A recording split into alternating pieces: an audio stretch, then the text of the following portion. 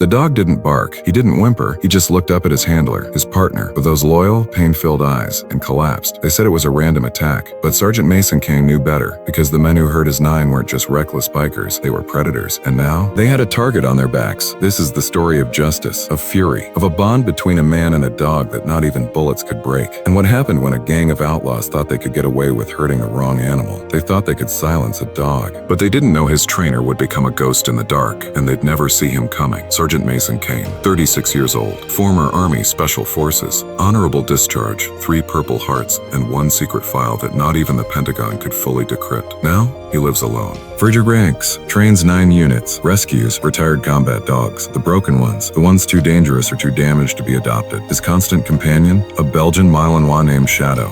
Fast, smart, silent. Shadow wasn't just a dog, he was family. He was the reason Mason still woke up every morning. Kandahar, 2015. A firefight, chaos, and Wide takes out Mason's vehicle. Shrapnel in both legs. Unconscious, Shadow digs him out, under fire, drags him 200 yards to safety. The medics say Mason wouldn't have made it without him.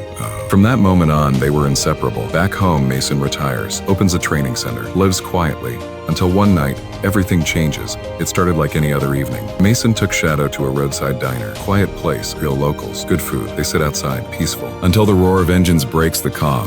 5 bikes, big, loud, patched riders. The Black Hounds. One of them, young, twitchy, reeking of beer, locks eyes with Mason, sees Shadow. "What kind of mutt you got there, soldier?" Mason replies evenly. "One you don't want to meet on the wrong side of a fence."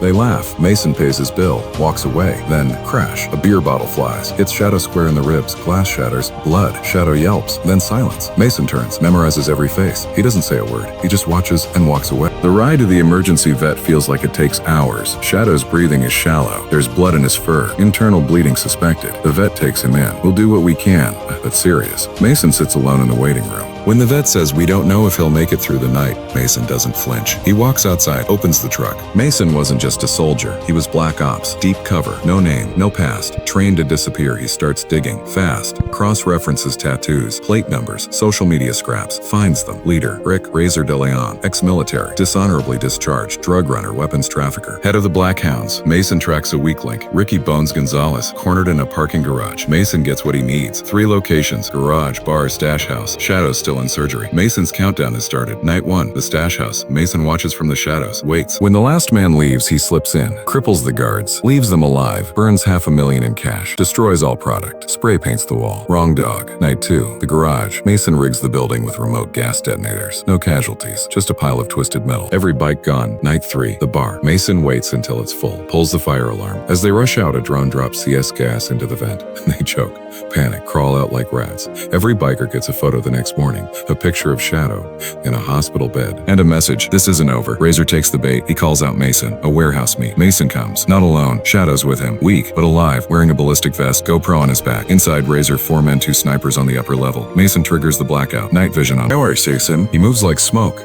One by one, they fall. Shadow takes out one trying to flank. Only Razor remains. Bloodied, cornered. It was just a damn dog, Razor spits. Mason, he saved more lives than you ever mattered to. He cuffs him, drops a thumb drive with all Razor's crimes. Police arrive minutes later. Razor's empire crumbles. D makes arrests across 3 states. Mason disappears again. Shadow heals. Together, they return to the ranch. No interviews, no press. Just training the next generation of Nines, quiet, focused. Until the next time someone thinks they can get away with hurting what Mason loves. They say the bond between a man and his dog is simple.